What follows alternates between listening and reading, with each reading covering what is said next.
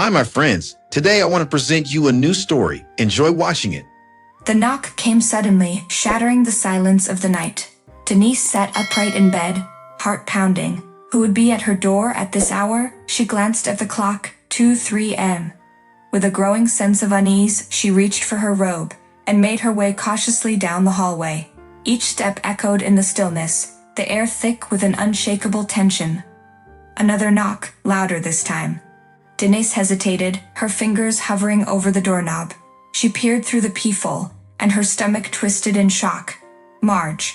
Her sister's face was partially illuminated by the porch light, twisted in something between irritation and impatience. But what truly made Denise's blood run cold was the small figure standing beside her. Brendan, Marge's 8-year-old son, clutching a small, battered backpack. Denise swung the door open, a chill racing down her spine. "Marge, what are you doing here?" she demanded, her voice sharp with confusion. Marge exhaled loudly, shifting uncomfortably. "I don't have time for questions. Brendan's your problem now," she said, shoving the boy forward. "He's got issues. You're better at handling complicated things." Denise's eyes darted to Brendan. His gaze was downcast, his fingers clutching the strap of his backpack so tightly his knuckles were white. "Issues? What are you talking about? He's your son, Marge." Denise's voice rose, but Marge was already stepping back, her eyes flickering with something unreadable. Guilt, annoyance, or perhaps relief. "Look, I can't deal with this anymore," Marge said flatly. "Trevor needs my full attention. Brendan, he's different. Slower. You'll do a better job raising him." Denise clenched her fists, rage and disbelief boiling inside her. "He's not a stray cat, Marge. He's your child." But Marge had already turned, striding briskly toward her car. The engine roared to life, her tail lights casting an eerie red glow against the night. Brendan stood frozen, his small shoulders trembling. Denise knelt in front of him, placing a gentle hand on his arm. "Brendan, sweetheart, it's okay. You're safe here." He finally looked up, his dark eyes wide with unshed tears. "She left me," he whispered, voice barely audible. He began to cry. Denise swallowed the lump forming in her throat. Yes, Marge had abandoned him, but she wouldn't. She took Brendan's hand and led him inside, closing the door on the cold night and perhaps on the sister she had once known. Denise sat across from Brendan at the kitchen table, the dim light casting soft shadows around them. His small hands clutched a glass of milk, but he barely touched it. His face was blank, but Denise saw the questions swirling in his young eyes. "Brendan, honey, I need to know the truth," she said gently. Has she done this before? Left you alone?" Brendan hesitated, his fingers tightening around the glass. "She says I slow things down," he murmured. "That Trevor needs her more. She told me." He paused, swallowing hard. "She told me I have something wrong with me. That I make things harder for everyone." Denise's stomach twisted. Marge's neglect was worse than she thought. "Brendan, listen to me," she said firmly. "There is nothing wrong with you. Do you understand?" He gave the smallest nod, but doubt lingered in his eyes. Denise exhaled sharply. Marge had spun a web of lies around this child, and now he was tangled in it. A sudden thought struck Denise. "Brendan, did your mom ever take you to a doctor? Did anyone ever say you had a problem?" He shook his head. "No, she just watched things on TV. She said she knew." Later that morning, Denise dialed Marge's number, her fingers gripping the phone tightly. It rang twice before Marge answered, her voice unnervingly casual. "Oh, Denise? What now?" Marge sighed. "Don't what now me? You abandoned your son on my doorstep in the middle of the night. What the hell is wrong with you?" Denise's voice shook with rage. Marge scoffed. "You're overreacting. Brendan needs special care. I thought you'd be better suited for it." Denise gritted her teeth. "You dumped him without warning. And stop with this special care nonsense. Have you even had him properly evaluated?" A pause.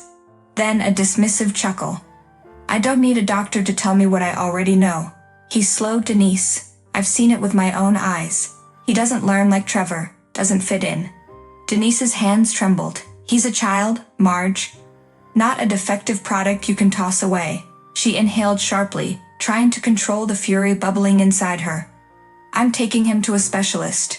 And if I find out you've been mistreating him? You're being dramatic, Marge interrupted.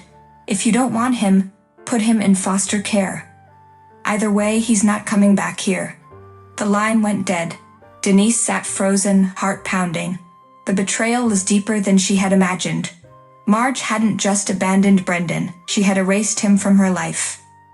Marge hadn't even sought medical advice, she had just decided Brendan wasn't worth her time. A quiet rage settled in Denise's chest. If Marge thought she could just discard her son like an unwanted toy, she had another thing coming. Denise exhaled slowly, then turned to where Brendan sat quietly, pretending not to listen. His small shoulders tensed, his eyes filled with uncertainty. She knelt beside him, brushing his hair back. You're staying here, she whispered. And I promise I'll never let anyone treat you like you don't matter again. For the first time, Brendan's lips curved into the faintest smile. Denise wasn't just going to give Brendan a home. She was going to uncover the truth and make sure he never felt unwanted again.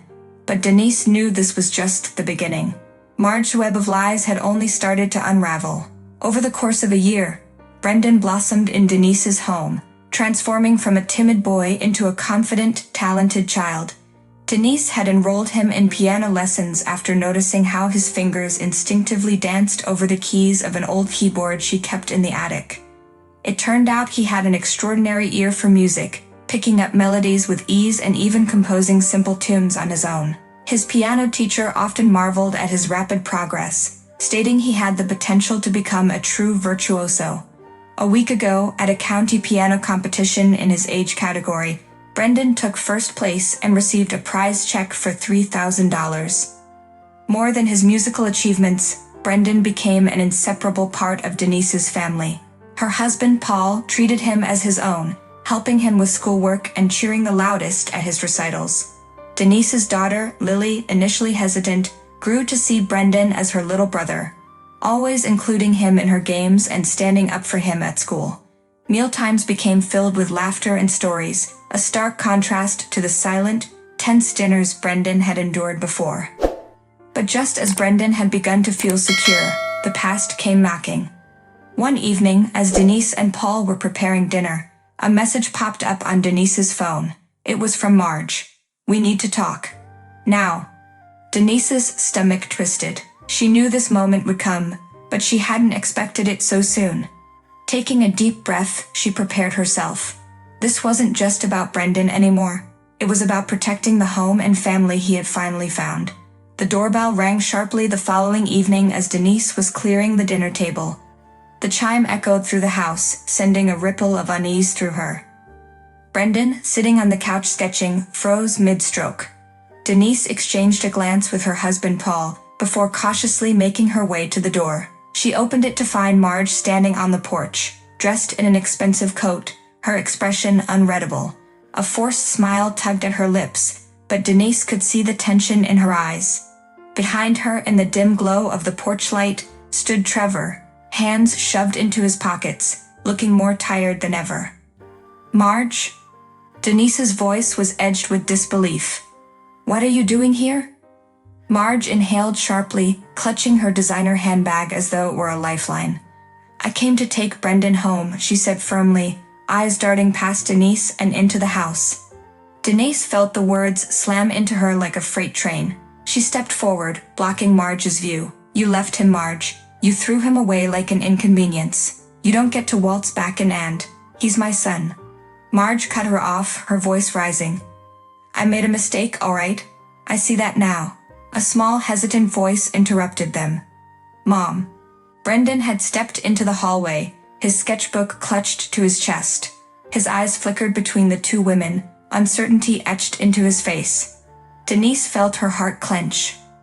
Marge softened instantly, her hands reaching out. Brendan, sweetheart, come home with me. Brendan didn't move. Instead, his grip on the sketchbook tightened. No. His voice was small but firm. I live here now. Marge's jaw clenched.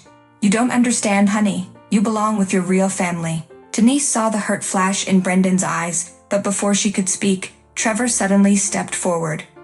Mom, stop it, he said, his voice trembling. You only want it back because of that prize money in the piano competition. Marge's face paled, But Trevor pressed on.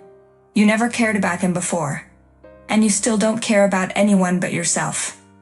Denise exhaled slowly, watching as Marge's carefully constructed facade cracked. The silence stretched between them before Marge scoffed, turning on her heel.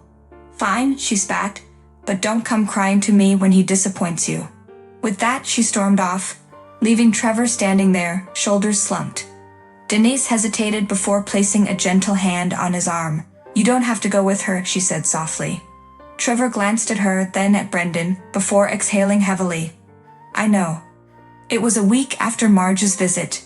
Brendan sat at the dining table, his fingers tracing the golden trophy he had won at the state piano competition. His eyes glistened, but not with pride. Something lingered beneath the surface.